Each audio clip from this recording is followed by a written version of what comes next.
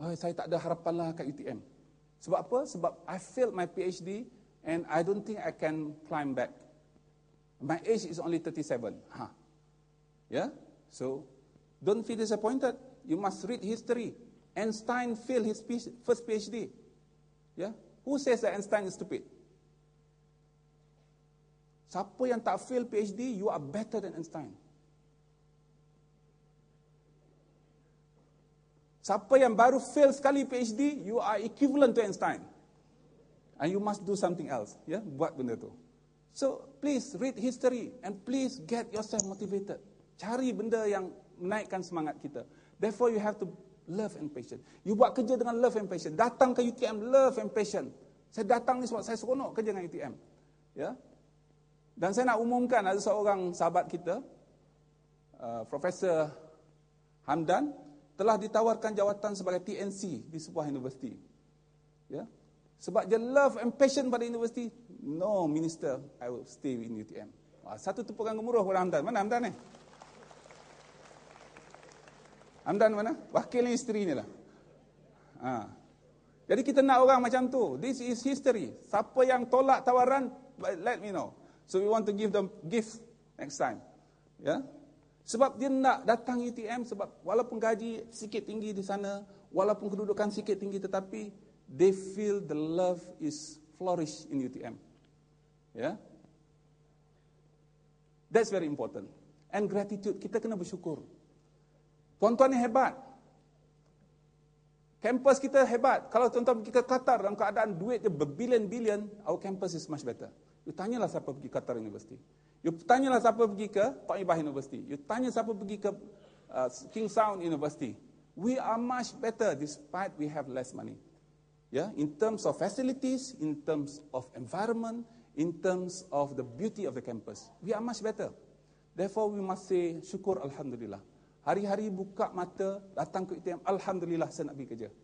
Ya, jangan tidak syukur nikmat. Kalau tidak syukur nikmat, you contradict dengan love ni. Ya, sebab tu bila kita bangun pagi, isteri saya ada di sebelah saya, alhamdulillah. Baik ada isteri sebelah. Ya. Dan kita kena ucapkan ni. Semakin banyak kita ucap, semakin banyak kita dapat. Semakin banyak kita bersyukur, semakin banyak kita akan dapat. This is the principle. And then the power of niat, sense of direction.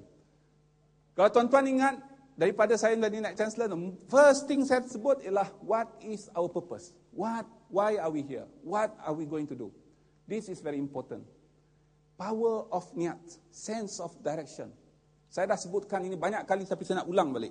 Ketika saya menjadi Naib Chancellor, saya sebutkan by 2008 or 2009, we want to raise our postgraduate student from 4,000 ketika itu kepada 5,000. Masa tu, dekan SPS senyum kat saya. No problem. And I said, pada tahun 2010, we want to raise to 8,000. Dia pandang saya atas bawah. Ya, sebab impossible. Dalam masa setahun nak naik 3,000. Ya, almost impossible.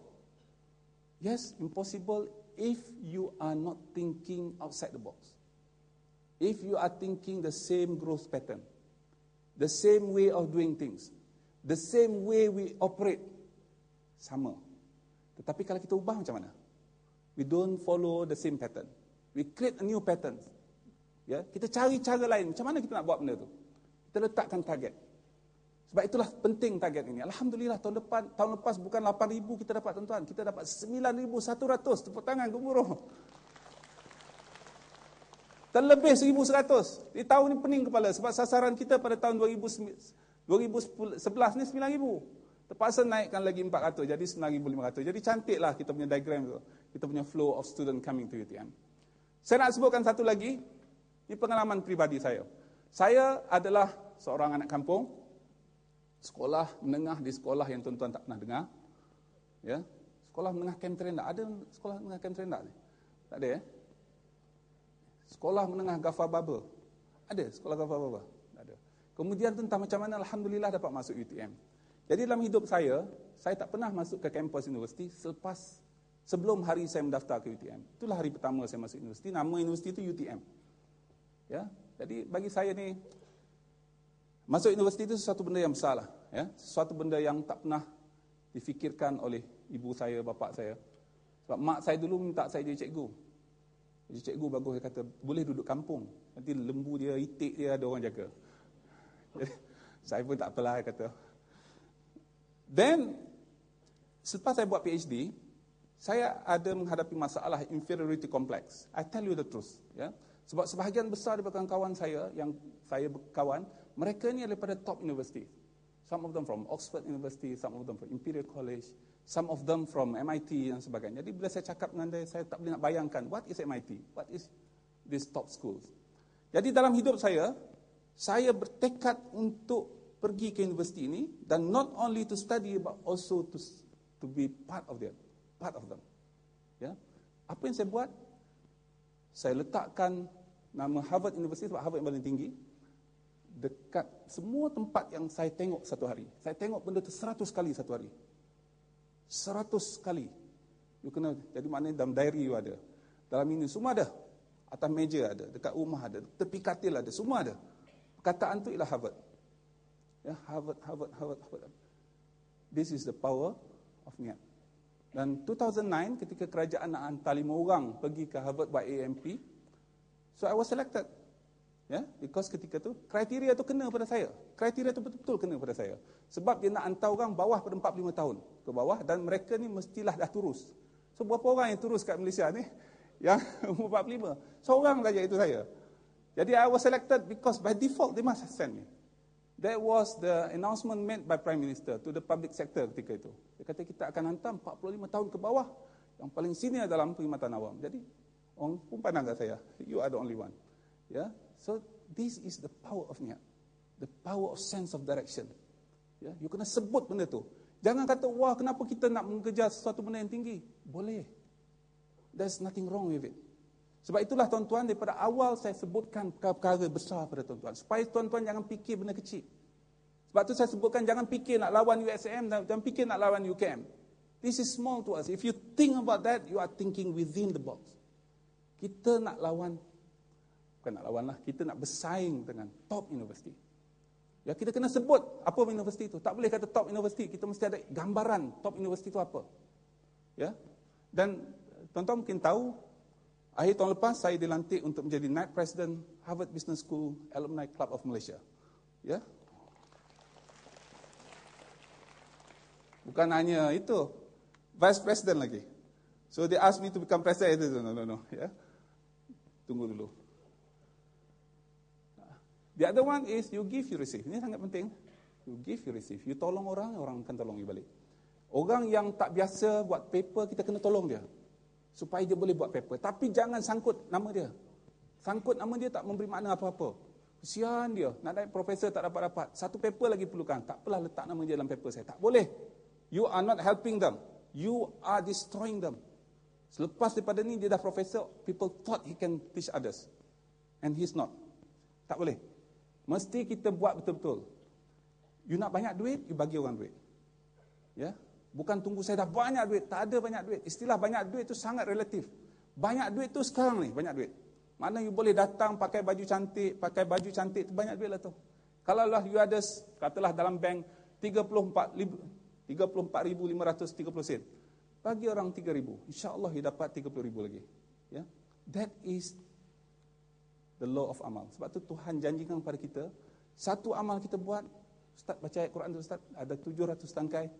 700 tau, bukan sekali ganda, 700. Itu dalam ayat Quran sebut. Dan dalam bentuk pelbagai kebaikan. Termasuklah pulangan balik kepada kita. Jadi use that. And then happiness. Ini sangat penting. Kita buat kerja tu dengan happiness. Sebab itulah tahun ni saya punya tekad supaya tuan-tuan jumpa saya senyum. Belum apa-apa nak minta ke nak apa ke, senyum dulu. Assalamualaikum Datuk, senyum.